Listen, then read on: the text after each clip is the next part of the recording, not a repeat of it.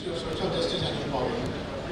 This department's mission is to empower persons with disabilities through its various apps, institutions, organizations, and schemes for rehabilitation, and to create an enabling environment that provides such persons with equal opportunities, protection of their rights, and enables them to participate in independent and productive members of society.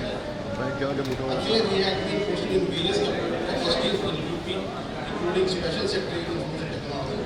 He has been instrumental in promoting innovative use of IT in various sectors. He has been awarded with various appreciations and medals, including doing commendable job in TB control. Okay, sir. I'd like to give him a formal welcome by.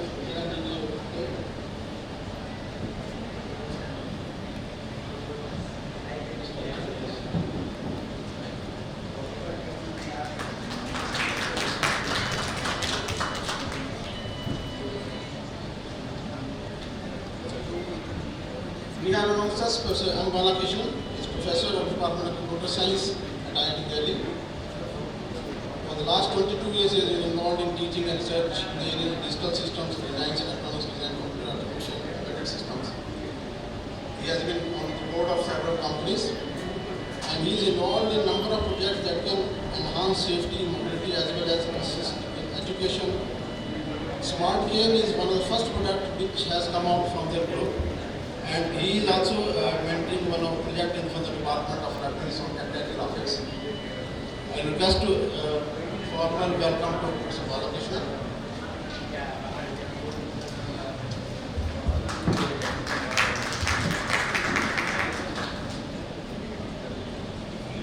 We have amongst us Mr. George Ibrahim, a social entrepreneur, inspirational speaker and communicator. He is postgraduate in occupation research.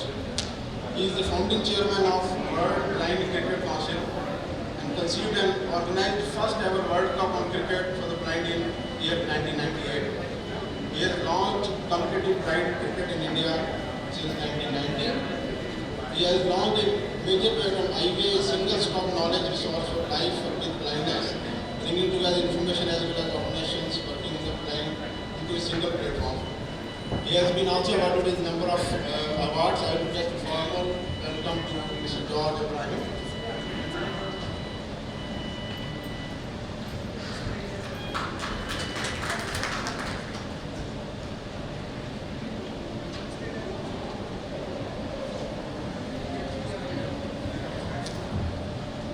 Our fourth panelist is Professor Anil Prabhakar, PhD from CMU, US. And Faculty of Department of Electrical Engineering in IIT Madras since 2002. His research areas are interested in the photonics, embedded systems and application to healthcare and assistive technologies. At the Center of Rehabilitation Engineering and Assistive Technologies, Professor Prabhakar's focus is on building indigenous electronic devices and multilingual software that serves the need of persons with multiple disabilities. Request a formal welcome. Okay, flowers to Professor Prabhakar.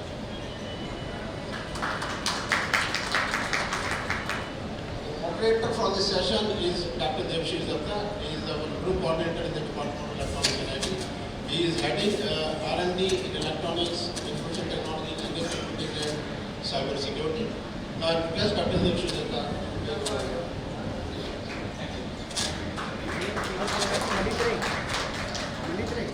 Oh.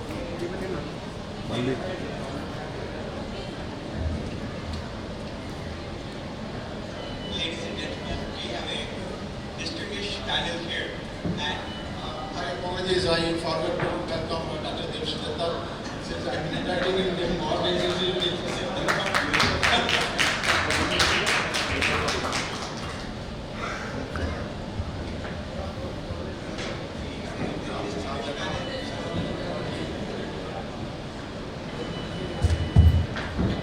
we have a very distinguished panel, and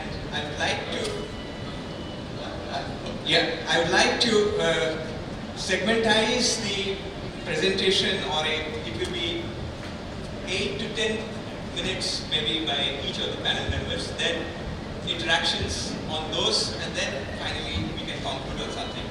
I've broken the section into three categories. Challenges of usability of ICT technologies and the expectations. That will be taken up by George. Then second is the technology providers in terms of technology developers, both Professor Balakrishnan and Professor Anil Prabhakar. They will come out with what are the emerging trends in the technology sides and how these could be applied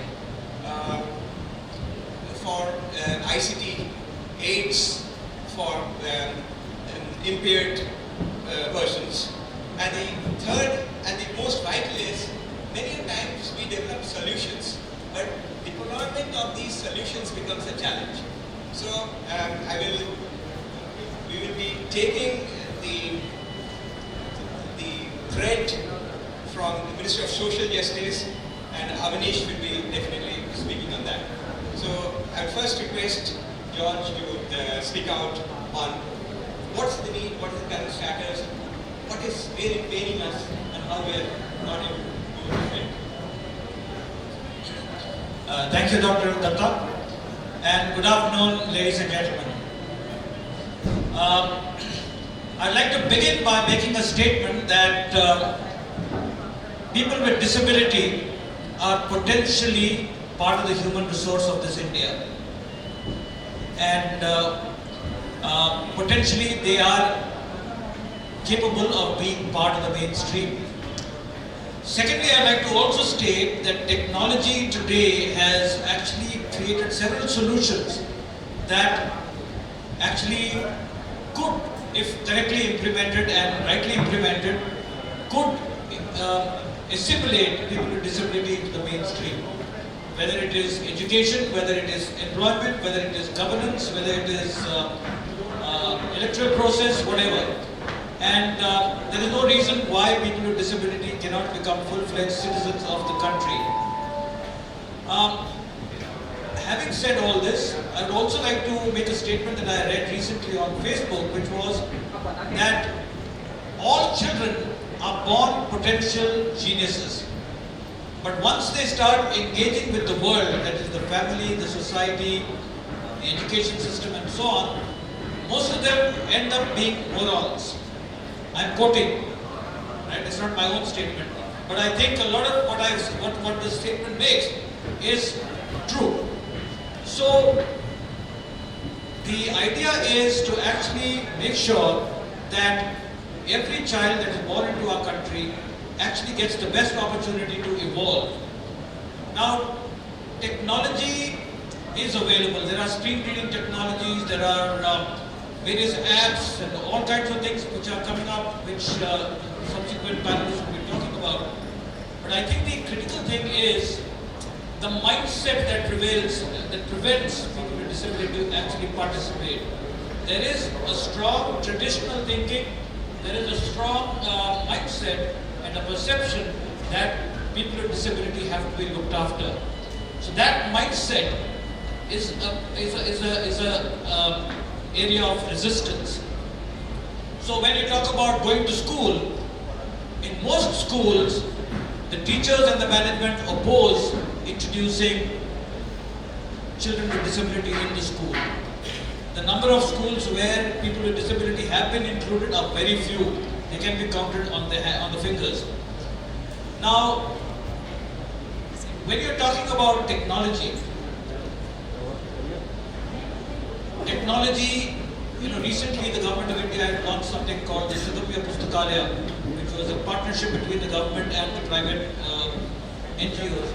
Now, this is providing reading material across the country for people with vision impairment. But the challenge is, are there enough titles? So, the challenge is numbers, the population. The second challenge is the cost.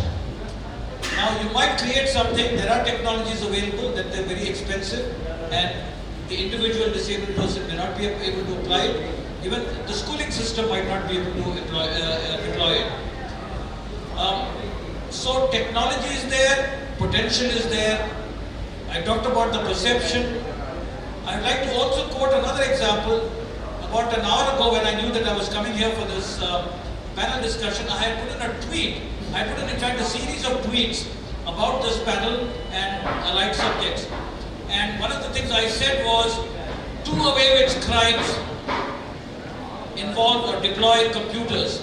And I said, since blind children in schools are studying computers from class 3, 4 onwards, why can't we make it mandatory from class 7, 8 that these children write their exams on computers?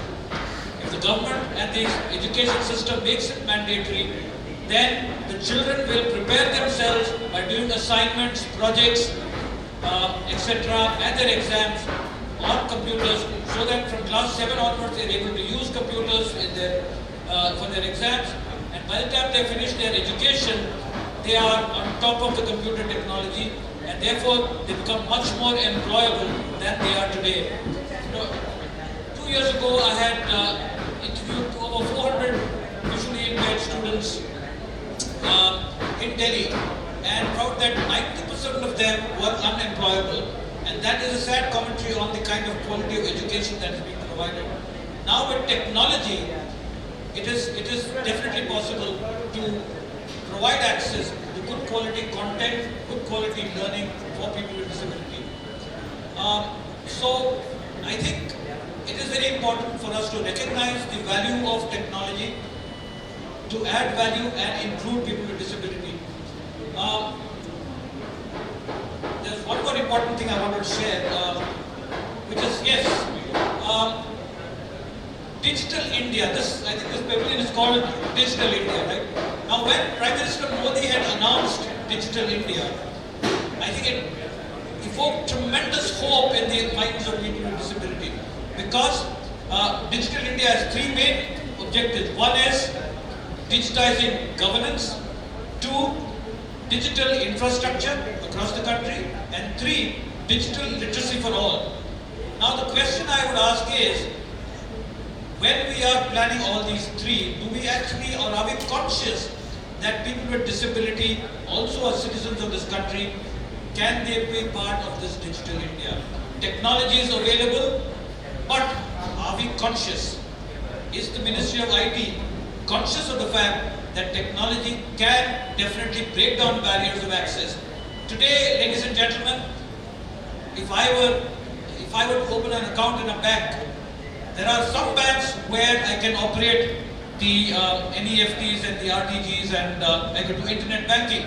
But still, there are a number of banks in India where internet banking is inaccessible for people with disability. Likewise, there are many filing of income tax, for example. There are a number of disabled people who do pay income tax. They do file their returns. But the question is, can they file it on their own? Credit to the IT department, the income tax department. They have recognized the need for making their systems, net filing systems more accessible. So they are working on it. So I think the agenda that I come here with is that disability must be part of the agenda of the Digital India. Every element of Digital India must take into account the fact that people with disability can be included, should be included, and should be included at the planning stage. Retrofitting would cost a lot of money.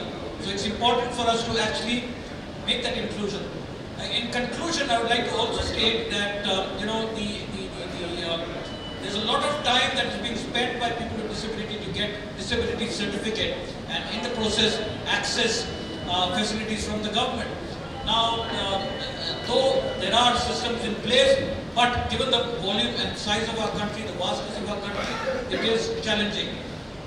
Now, a few years ago, the Aadhaar card came into play, which I thought was a great idea, which has, and now I think the ministry, Mr. Awasthi will be talking about it. But this special card for people with disability, I would like to bring on the table. Why can't it be a part of the Aadhaar card? Why should I carry 2-3 cards in my pocket?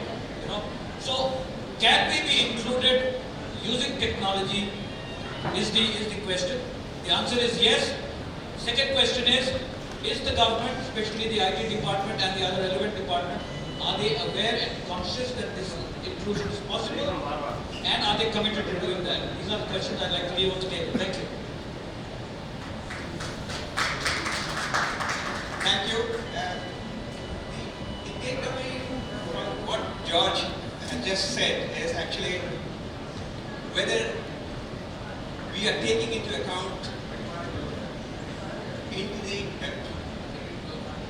digital India the requirement of the impaired sections of the society.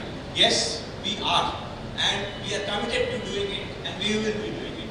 So that is the reason we have specially, this session was specifically put because it was not scheduled earlier, and when I had a talk with Avnish and he said that I'm going to do it, can you be there? He said, yes, I'll be there. So we definitely are committed in making a part as a part of the digital India. Second he said was the mindset. That there has to be a change in the mindset of the people. Most of the time we say that we need aids for the impairment. I think we need aids for the normal people also, so that we are able to sensitize the feeling, because they are the one who have got laurels in sports and other to the society in the country. So there is a lot of expectations from them, and perhaps we are committed in doing it. Next part, there will be two sections of this that will be shared between Professor Balakrishnan. Okay. So as Avnish is saying that he wants to, the main question to him, or the main thing I would like him to touch upon was the deployment aspect of it. Because here we can come up with many solutions, but many times we are unable to see how these solutions could be scalable and deployed in large, throughout the country in large numbers, so that the actually advantage goes to the person for which it has been designed. Avnish. Thank you. I thought I will grab the opportunity first to speak, because on behalf of government I could put in my views. I'll start from exactly where George finished.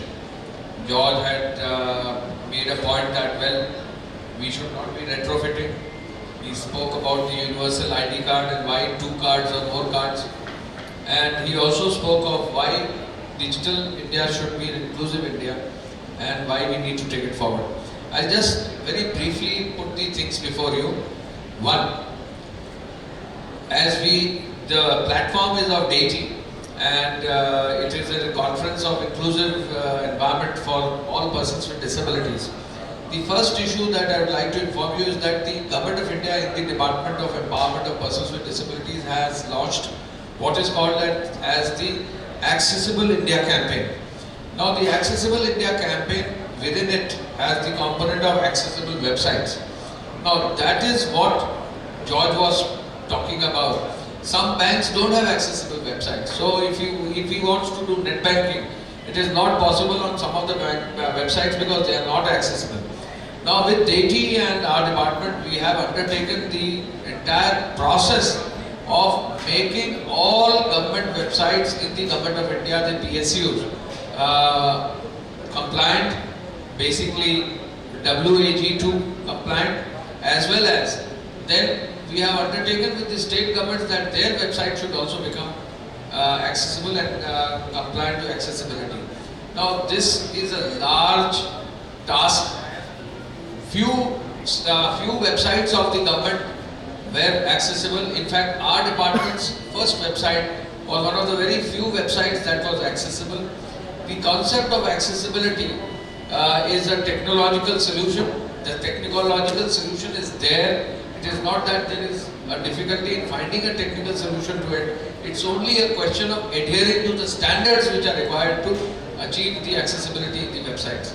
So this is the process which we have undertaken, and we will undertake this further.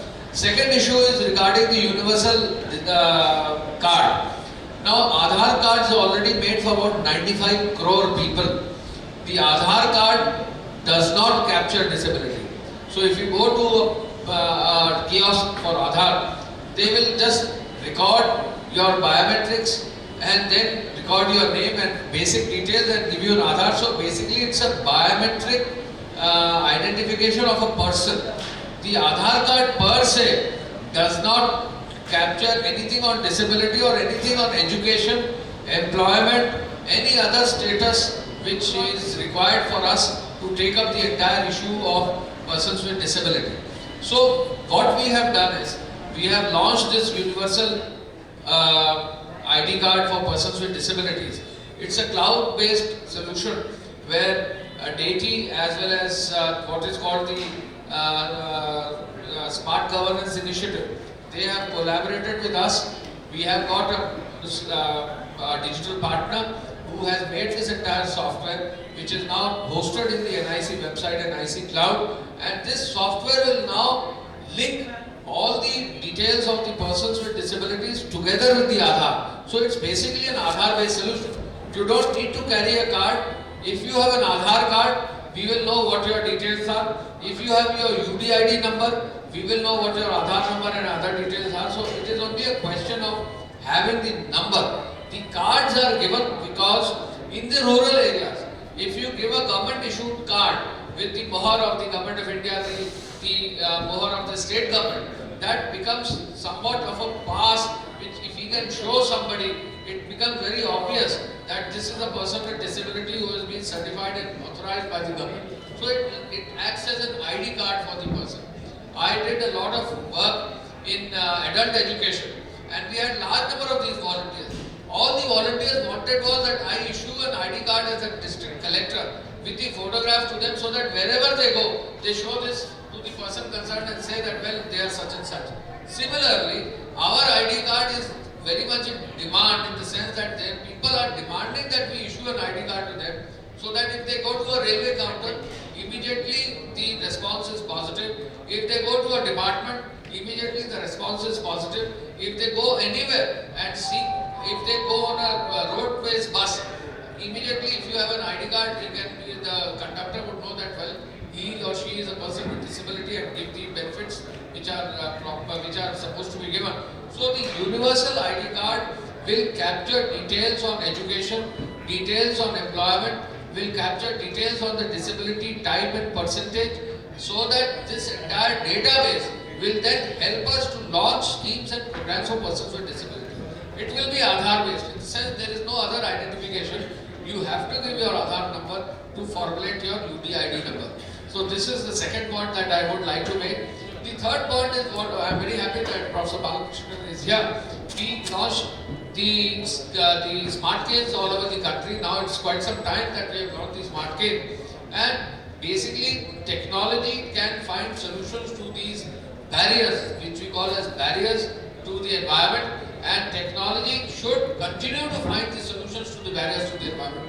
I got somebody from Britain, a young man from Britain came to me that he has made what is a device called buzz clip.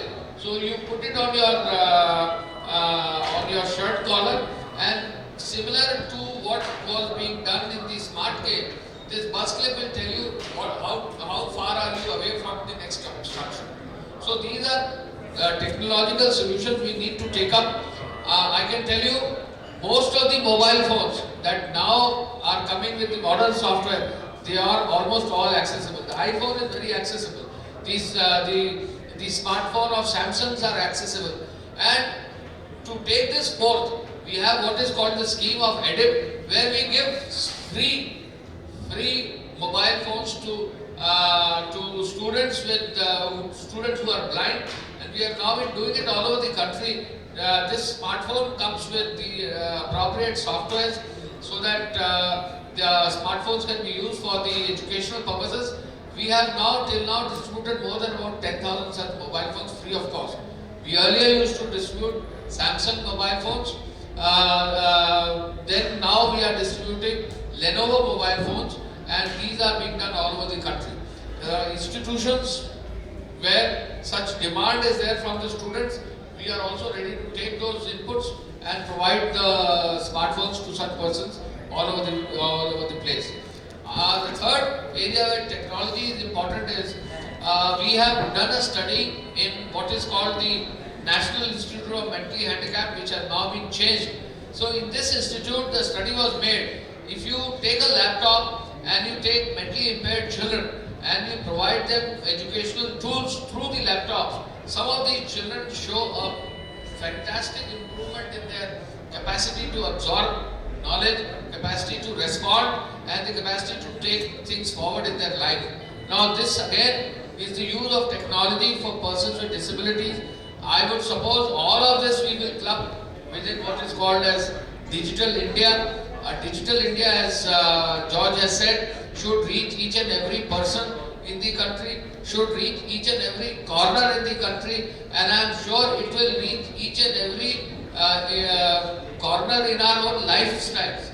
Because the moment you get up to the moment you sleep, the entire life that we have is of Digital India. Whether it is you are looking through your smartphones, whether you are using some of these smart instruments and smart devices, all your cars now are smart cars, because most of these cars have certain inputs and feedbacks. If you back up your car, it gives a feedback whether you are very close to the obstruction or not. If some cars have this input, so if you are going to sleep in your car, it gives an input. So things are there which Digital India will have to take forward.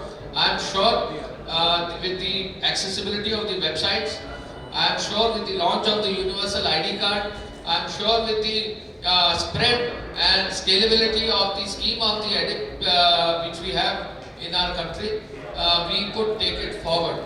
I would also finally like to tell, since we have experts from this sector, if there is anyone in the country who wants to launch through our scheme a software or any new device, you have to come to us. We will go through the entire process, and once we validate through our committee, then this device will form part of a scheme where we give it free. So we go through this entire process where we will be asking you as experts inputs. So more and more devices can be included within our scheme. It's only a question of how you want to take them forward.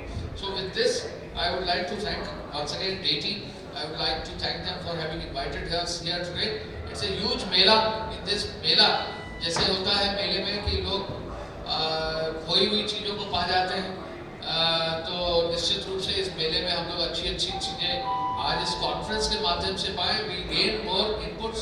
I am not very sure I would know the details or the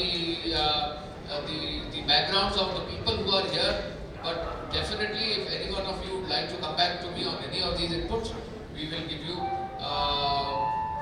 the feedback which is required. And if you have a good idea, a bright idea, we'll take it forward. Further, I would like to tell you, we have a scheme for research and development where we give the entire funds for the research and development scheme. So it could be a research for a new device, it could be research which could be a process research, it could also be research in the sense that if you want to survey all the blind persons who have passed out of IIT Madras and where they are just now, or all the low vision persons who have come out of Madras, or all the physically impaired persons who have come out of IIT Delhi, where exactly have they gone in life? So all sorts of such research we take up. If you want to do a survey of all the websites in the public domain, which are accessible, which are not accessible, so all of these things we can undertake as part of research, and we fund any proposal in research fully, so that we can take such things forward too. Thank you very much. Thank you, Amnish. It has been a very, informative and kind of questions that were posed by George. Some of them has been answered. 2 or 3 things that has come out very prominently from what he has elaborated is the Aadhaar linkages with the card that is being issued. Aadhaar is only an authentication means, what he has rightly said, and it is the other card that will supplement, and you don't have to carry it. If you know the Aadhaar number, they will cross-link it and then make it available. Second is the standardization. The standardization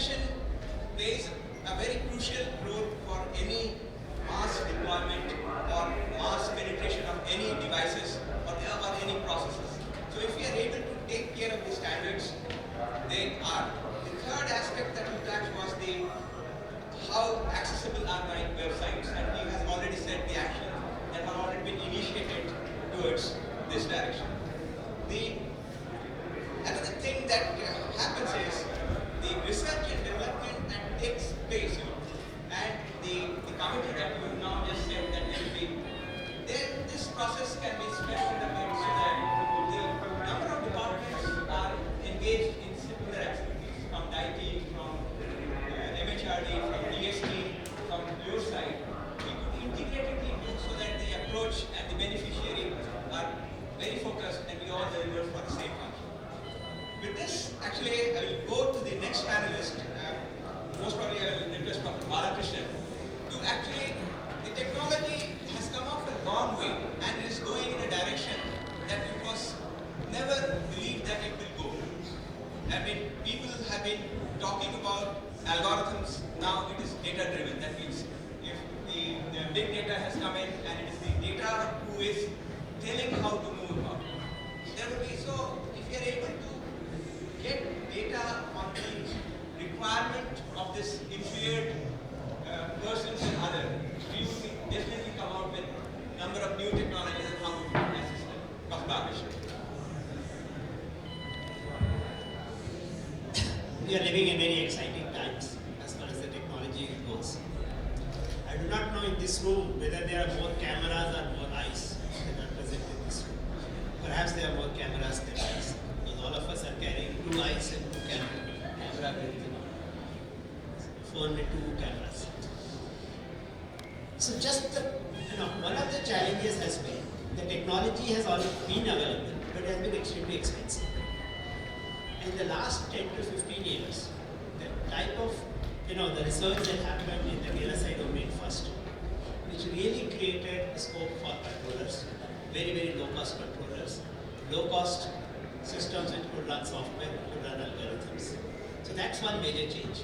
The second change happened in the sensor field.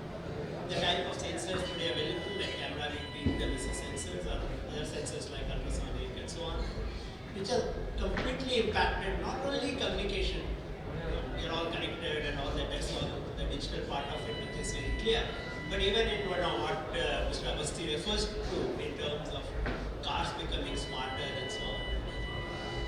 Robots are going to be a reality, clearly, 10 years down the line, if this conference is going to be held, you may not be coming here because the traffic may be very high, you may be sending a robot to represent yourself. And maybe you will have a set of robots here sitting, listening to a panel. Even the speakers may not be present. So that's the type of, and all of this is also becoming very affordable. That's a key part. Smart cars are still very expensive, I consider, but clearly smartphones have become extremely affordable. This gives a very, very interesting, let's say, platform to actually develop assistive solutions. Because the difference that existed between countries like India, which are low-income countries, to countries in US and Europe was access to technology. And now it provides a very unique opportunity, and that is one of the reasons people like myself, Prabhakar and other colleagues, we are taken in a big way to look at solutions for this particular space, because we see that there is a huge opportunity to make an impact. Something you can produce, not only you can make, but also something that people can afford to use, buy and use. And schemes like, but even still, schemes like what Mr. Avasti referred to, I think are extremely important. Even though what we call as affordable may still not be affordable to the section of the population we are talking about. Because even within our low-income country, these people's income levels are typically much lower because they did not have the education and employment opportunities, which Dr. Abraham has referred to. So clearly the technology is available today. What's the challenge? We also have a huge amount of intellectual manpower who can think about these problems, think about solutions, develop solutions. You really look upon it, thousands and thousands of school projects are happening as of today in this country, which are actually trying to develop assistive solutions. Thousands of them. Any exhibition that I go to, I see hundreds of such projects, at least 50, 60 such projects displayed, and people are keep on communicating, they keep on sending us emails saying, can you help us, can you do this? But what is singularly lacking is, and that is a solution that I would like to start to address, is how do we actually take these solutions that are half-baked, which are prototypes, which are just about something which is a proof of concept, to actually creating a product. And this is not something this country unfortunately has been very good at. It's not a question of today. To create competitive solutions which are mass producible, which are quality, which actually scale well, is a big challenge. And in this particular process, certain policies also come into play. Because today, of course, government is very, very focused. Government is actually talking about Startup India, private entrepreneurship, innovation and entrepreneurship is today we want to value. But unfortunately, a lot of our policies of procurement and so on are not very favorable towards private entrepreneurs. They still have a lot of baggage or legacy which we would be very, very conservative if we want to place an order or to a company which is actually a private company. If you want to support research or R&D, which is, let's say, a private entrepreneur, these barriers are lowering, I completely accept, but still we are very far away from. Because when we go outside and when we buy products, we never say that it is actually coming from the public sector or the private sector. But when it comes to India, we want to insist that let us try to do it. So the challenge of innovation and entrepreneurship is so that even the big private companies realize that innovation and entrepreneurship is very difficult to support in mammoth organizations. All of us know that acquiring innovative and entrepreneurial companies is the biggest way for growth for most of the private companies, forget in the public sector, because they understand that the person who has that innovation and entrepreneur is somebody who has that fire in their belly and he will do anything to get the product out, whatever the cost, whatever the effort. So that's one phase. We need to have a very streamlined path of getting what our researchers or our students are able to do in the labs to products. And if we actually are able to set up a good pipeline, I'm sure we will become, not only we will solve the problems of ICT technology for people in India, but we will also be world leaders in that space. The reason is, it's very interesting. Most of even the companies that exist in this space outside, they are small companies. They have very high cost of money. Mr. Avasti refers to the product that we came out of our lab, which is Smart Game. We have only one competitor for that product, which actually works in the same space, which is a cane attachment and which goes. This product comes from a company in UK, and the product is called Ultra-Cane, and it sells for 680 pounds. Globally, wherever we go, that's roughly $1,000. Now the pound has, of course, become a little weaker, but let's say a year back it was almost $1,000. So anywhere we go, people say we can't really afford to buy such a product. And a product that we have launched that is actually roughly around $50 or $55. That's the equivalent price of that. So there's no comparison, and all of this, of course, there has been charity funding in development that's clearly responsible for it. We are not going to learn the funding that way, but more importantly, the cost of both innovation, cost of production, cost of delivery, all of this that we can optimize in this country. And also we have the volume. So we're really grateful to ADIP, which actually provides us the volume to be able to sustain such a manufacturing at that price. And without that, it's not possible. If you're only producing 100 units, which will happen if you're in a Western country, because that's the type of requirement that you will have, you will not be able to produce this type of units. So the challenge essentially I look upon it is, we have a lot of work going on, a lot of researchers coming in. We do need to strengthen academic research also. We are still, I would say, quite in infancy in terms of where academic research actually exists in this space. I will completely agree because, but still there is a lot of interest today and a lot of government support that's coming in. The R&D programs that people are, both DD as well as Mr. Social Justice that are supporting. But the challenge is, how do we actually convert this into opportunity to make products? This is some of the questions that I would like to ask. Thank you, Prof. Balakrishnan. The main takeaway from you is basically from drive that product into market. We know these are very apps have come out from labs, but a lack of a framework by which a startup could take it will have the access. But I'm sure with the interdepartmental kind of linkage that we are now having, both in the ETIO where we are doing the Startup India, which is focusing on the entrepreneurs scale to come out with products, then making in India, in DIPP, where how do we make these products in India? And similarly, when you see the kind of schemes that are available in the Ministry of Social Justice and Welfare. So I think if we can stitch all of them together, definitely we will have an ecosystem in which what your dream is, we will definitely be able to attain. Now I will go to Anil. Basically, he has worked, I think his primary direction is how not only photonics, but is getting applied to the aids for impaired persons. Anil. Thank you. Professor Balakrishnan and I have been debating these problems for, I think, more than 10 years now. And both he and I are finally able to see light at the end of the tunnel. I think the ecosystem is coming together. And a few months back, when the Technology Information and Forecasting and Accreditation Council, TIFAC, put out its Technology Vision 2035, there's an entire chapter there on what ICT can do for persons with disability. And in that, we made predictions that in 2035, we would have a very different society, where ICT would, which is all pervasive, would do the things that they mentioned in terms of linking databases together. And that, I think, is the first step. In the area of disability,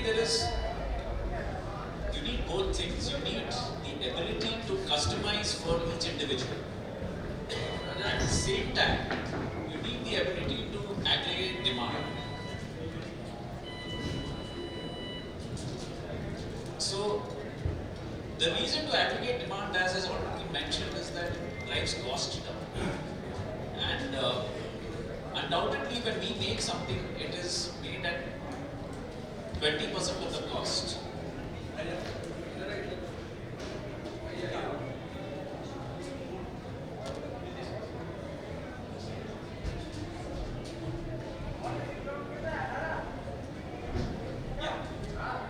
So we are able to do it at a fraction of the cost. One of the things that I think our speakers have not touched on yet is the export potential of anything we build. We don't need to export it to America. If we look around our neighbors all across South Asia, Southeast Asia, there's a huge export potential, and that's because India actually has been about 15 to 20 years ahead of those countries in terms of providing services to persons with disability. So today when I launch software, I don't just launch it in Hindi, Tamil, Telugu, and Bengali. I also launch it in Bahasa for Indonesia, Vietnamese for Vietnam, Thai for Thailand, because those countries also look to us for that. I don't entirely agree that the government needs to do everything. I think the government has its role in trying to help us aggregate demand. The government, of course, has a responsibility to ensure that its own services are completely accessible. I do think civil society needs to step forward, and through the corporate social responsibility, where 2% of profits get pumped into CSR, that's an opportunity for civil society to take on the challenges of making everything accessible. We can provide solutions. So, for example, I was mentioning to George earlier that when you enter a public building, how does a person who's visually impaired navigate through that building? That can be done very easily using technology. what Professor Balakrishnan talked about in terms of setting up a pipeline, I will try to quantify it a little bit. There's something called technology readiness level.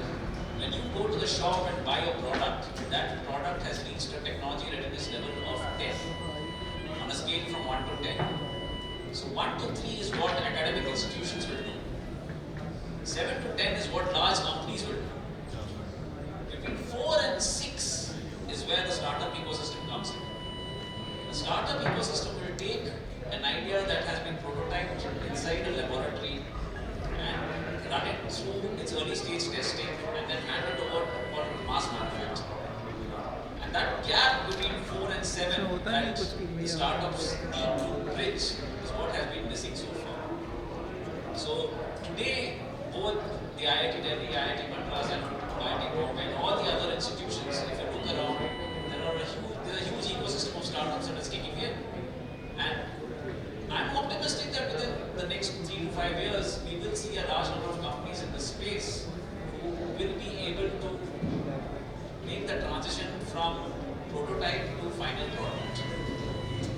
There are a couple of things, of course, that Mr. Avasthi has mentioned about the ADEP scheme, and I've been a supporter of the ADEP scheme, but I think the amount of money that is allocated to that falls far short when you start talking of even Mr. George's iPhone. So I think there is a disconnect out there between how much we need and how much is actually being given there. I would like to encourage the government to set up working groups to look at the area of visibility. I think in lots of our science and technology initiatives, we have working groups that are able to drive initiatives.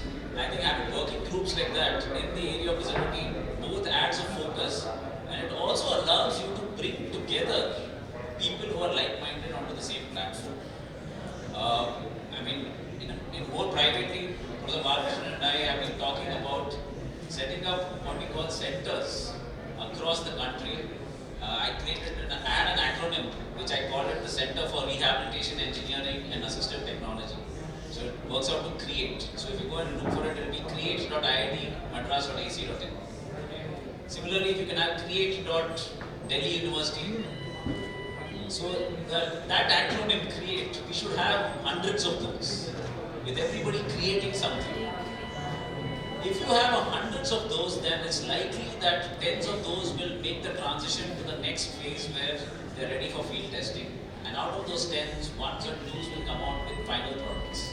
So we really need to scale up that ecosystem in a large way and to be able to leverage off the technology that we have and the linking that the government is doing in terms of databases and universal IDs and so on. They will provide us with the aggregate market. Civil society still needs to step forward and say that they will provide the solutions. Right? And together I think it is possible to solve this. One last point that I want to make, two last points. The hearing impaired are often, one of my first comments was, why is there a sign language interpreter on the stage interpreting for the hearing impaired? The hearing impaired make amazingly good data entry operators. So I have trained people who are hearing impaired to do all my class notes. So I no longer I have all my lecture notes electronic. They're all typed by someone who is hearing impaired, who's been trained on scientific software, right? So that's possibility. When you look at smart cars, we are designing an electric car that is wheelchair accessible, in the sense that someone in a wheelchair can drive themselves into, or not drive themselves, but wheel themselves into the electric car and then drive the electric car. Because we tried making electric wheelchairs and then the feedback came was, how many wheelchairs do we expect us to own? Do we own one electric wheelchair for use on the road and then we own regular wheelchair to use inside the home? So we said, okay, let's just make the car, the electric car itself, right? Now if you look at the fact that the government is investing in electricity and solar energy and things like that, there needs to be an equal investment in things like an electric car that are accessible to persons in a wheelchair. So So I think these sort of thought processes which with normal ideas will come to only if we have working groups. So I strongly encourage this idea of working groups where we can brainstorm and bring up ideas that will actually work.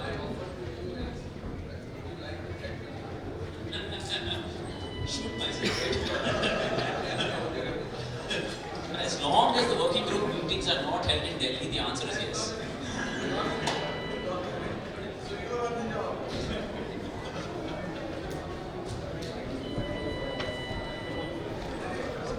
So, Anil, it has been, two things that you, rather many things out of which I have just cut out the two which I would like to re-emphasize was on the TRL level, the technological readiness level. We have been also talking with the department.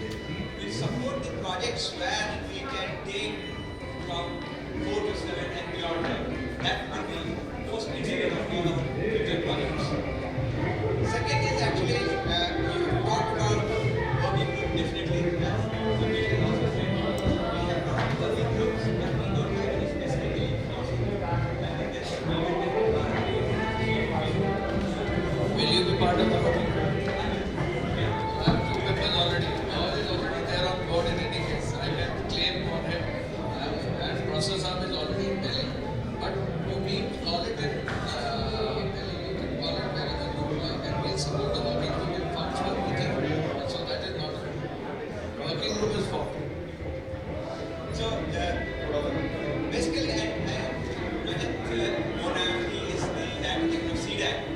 Just to mention, they have also worked in the sector and come out with the hearing aid, which is, I think I would like you to just speak a few about hearing aid.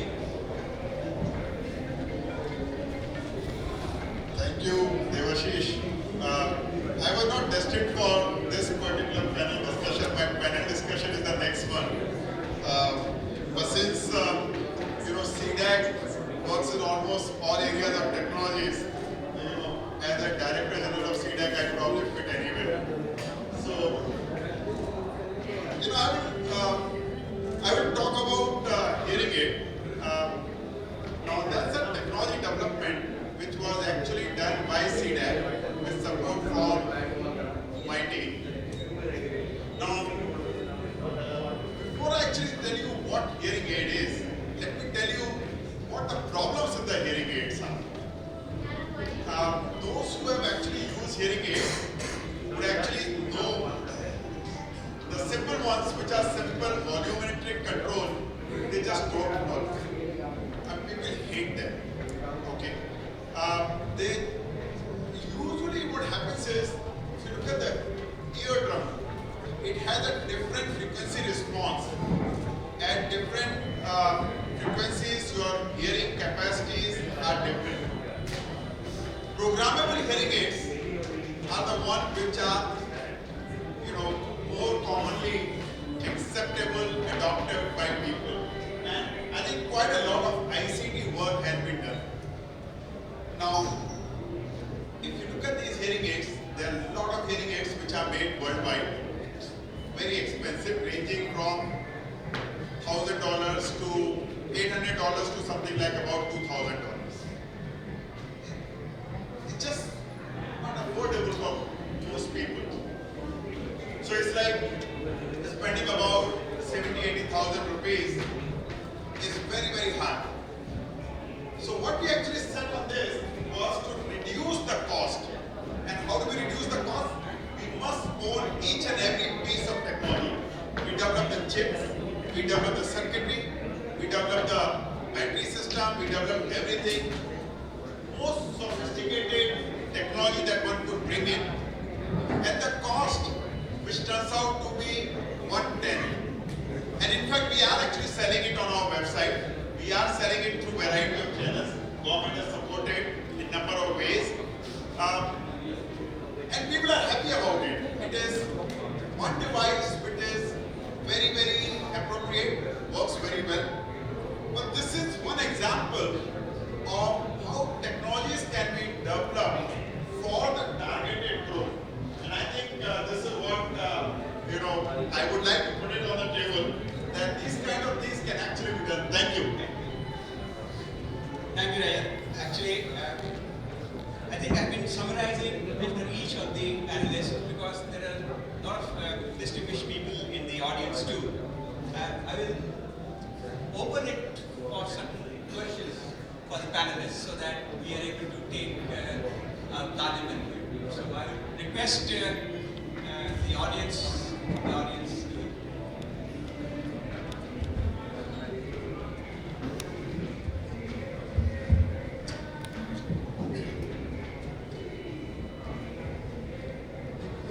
First of all, I would like to compliment Ministry of Electronics and Information Technology for taking the initiative of organizing this panel discussion on such an important issue, ICT for Divyang, technology given to the persons with disabilities by our Honorable Prime Minister. This is a very important program, a historic program for persons with disabilities, especially in the context of a country which has, like ours, which has the dubious distinction of being the country with the highest population of persons with disabilities in the world. Though the government statistics, whether it be based on the census reports or sample survey, give a different picture, inaccurate picture, which I may like to count because I have had also the privilege of chairing the 11th five-year working group on disability constituted by the Planning Commission, Government of India, which has now been given the terminology Niti Ayog. Incidentally, at this stage also I am associated with the Niti Ayog panel on rural economy, safety nets and social inclusion. So, 11th five-year working group on disability could be regarded as a milestone in disability rights movement in India, in the sense that the department represented by very dynamic and visionary Joint Secretary Mr. Avnish Awasthi, knowledgeable Joint Secretary, committed Joint Secretary, is established on the recommendations made by the 11th five-year working group on disability, which I had chaired. I am very happy that a new direction was given to the disability policy. Mr. George was also there and had contributed significantly in coming out with so many new schemes and programs. So 11th five-year gave a new direction to disability policy from medical, clinical, charity-based to rights-based. So without taking much, I think that we are already running behind time. I have just some observations to make. First of all, I would like to emphasize the point that the disability studies, Professor Anil Prabhakar from IIT Madras and Professor Balakrishnan, two distinguished scientists who have been committedly contributing in the area of developing new tools and technologies for facilitating the empowerment of persons with disabilities. I feel greatly exhilarated. So I think that this is time for us to also ponder over the issue of incorporation of disability studies with the Digital India campaign. We have so many legislation, progressive legislations. We have progressive policies. We have skilled manpower, rehabilitation professionals. So it's not that we have not done anything much. A great breakthrough has been achieved in disability sector because I have been involved in this study since 1988 when I joined Jawaharlal Nehru University as an MPhil student, opting for working on the issue of United Nations and the rights of disabled persons. Dr. Kanna, So, paucity of time. Just precisely 2 minutes I will take. Yeah. The issues related to disability studies should be integrated with the Digital India campaign. By disability studies, I mean to say that all the schemes, apart from all the schemes and programs of the nodal ministry launched by, implemented by the nodal ministry, Department of Empowerment of Persons with Disabilities and other departments, under one single umbrella should also form part of that disability studies, rehabilitation study, science, rehabilitation engineering. So that should be integrated with the Digital India campaign. And secondly, the idea of instituting a working group, working group consisting of luminaries from different sectors. The nature of working group should be interdisciplinary because disability cuts across disciplinary boundaries. The problems and barriers faced by persons with disabilities can't be quantified and measured, evaluated only by scientists. So the persons with disabilities should be also involved, being guided by the spirit of nothing about us without us, apart from the luminaries from different sectors. The idea of developing electronic car as proposed by Professor Prabhakar from IIT Madras is very appreciable, and we like to appeal Mr. Awasthi to place this idea before our Honorable Prime Minister, who is visionary and dynamic, and I hope that Modi ji will be addressing this issue and finding some way out to motivate the companies in India and also the public sector NIMCO to work on this idea under the direction of the distinguished scientists like Prabhakar and Balakrishnan and others. And the point raised by, suggested by Professor Balakrishnan of strengthening of the R&D activities also requires to be promoted, given proper attention. So I am very apologetic for taking longer time. Thank you. I think I'll take one more question from the audience because I will wrap up the session.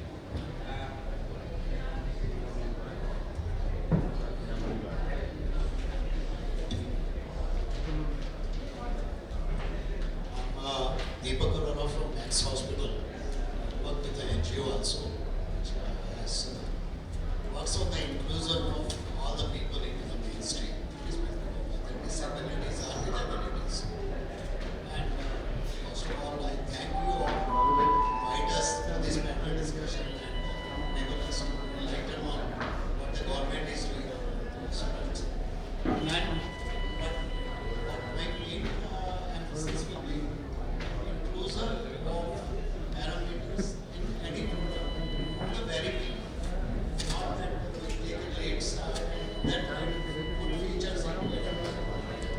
So that becomes a very big handicap because products are already in the market, and when then you can please include it, like an Aadhaar card example, and please put this feature into the card. Already 2 crore cards are distributed. You cannot add that.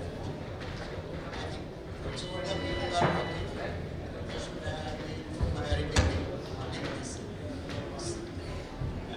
Thank you very much. Actually, the question we have partially answered. Definitely, it is the Aadhaar is a number. I mean, it is an authentication framework, and it can be seeded with a lot of other applications. So it is an umbrella application, and for any specificity that we want to do can be built around it. And the schemes, see, basically the 3 pillars of Digital India is, one is universal identity, second is financial inclusions, that means you need to have a bank account where it goes, government scheme goes, and third, a unique mobile number. So if you are having these 3, any delivery of services can be there. That is the 3 pillars of a Digital India. Aadhaar is only an identification of a person when you know that, well, this is the person.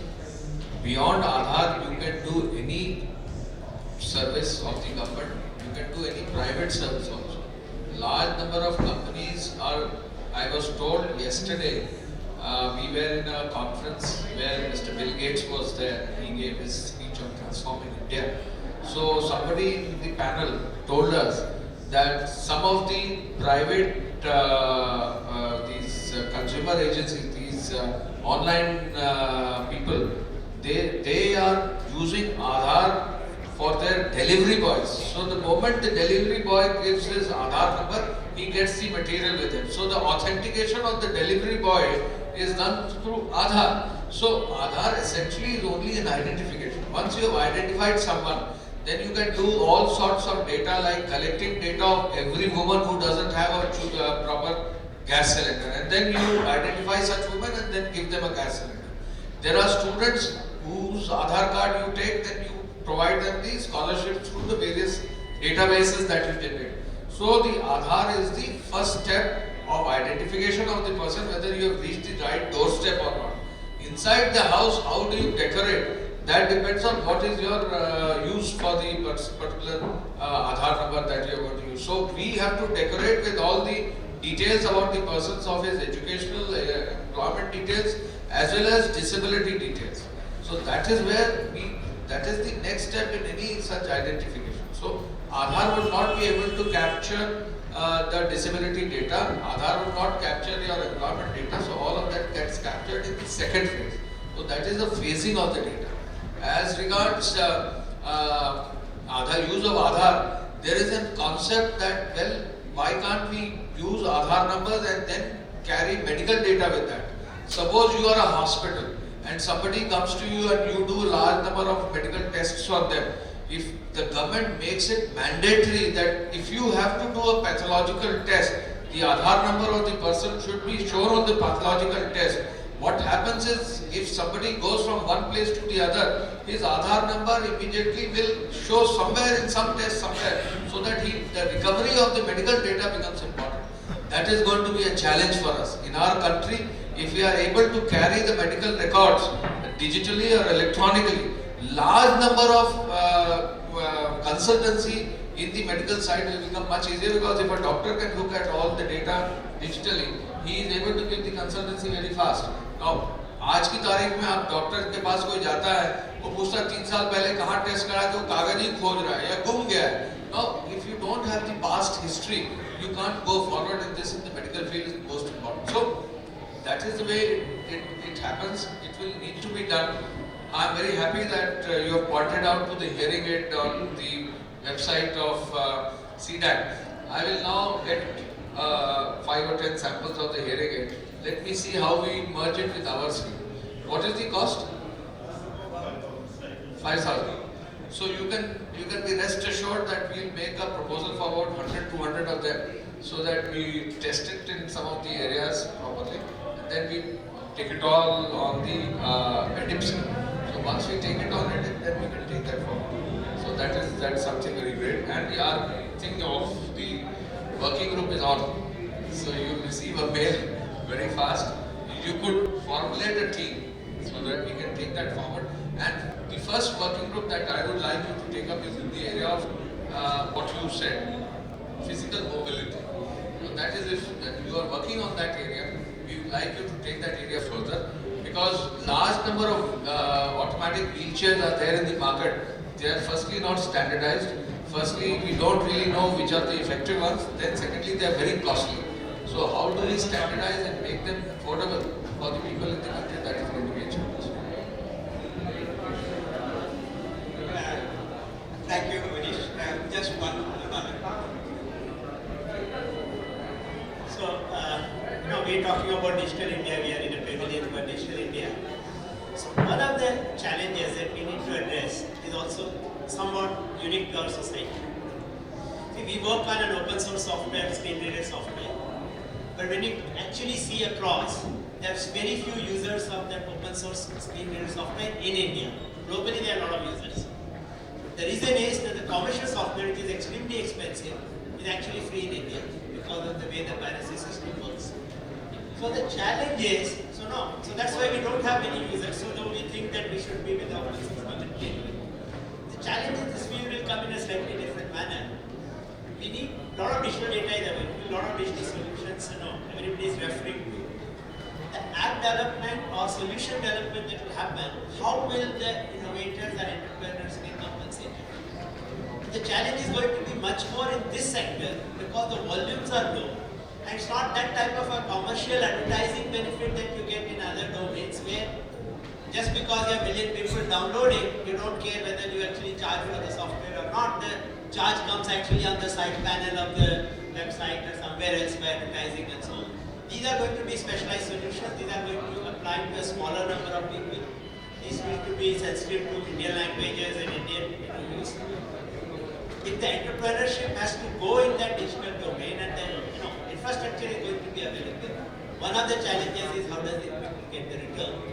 In a society where we are sort of grown with that the software is free. So that's again the challenge that Ministry will have to address.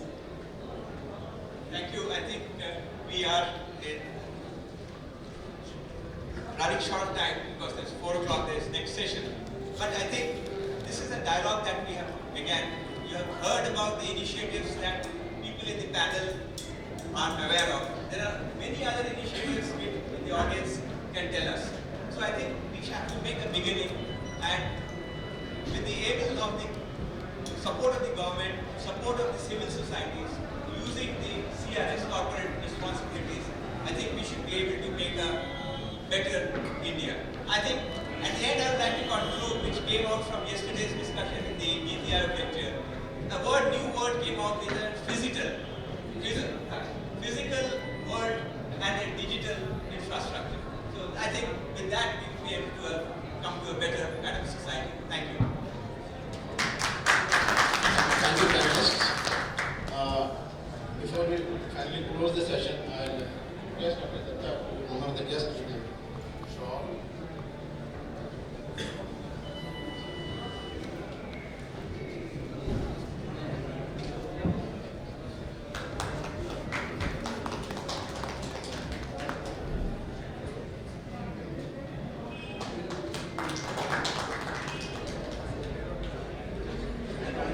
Electronic shop. Smart shop.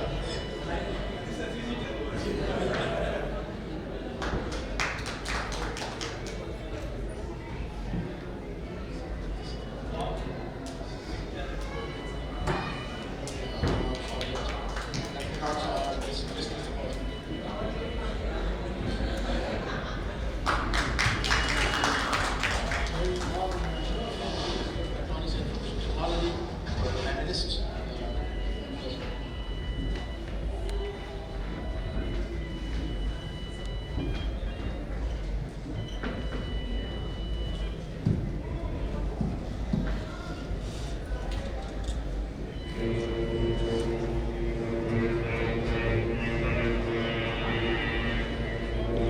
Thank you, sir. Thank you.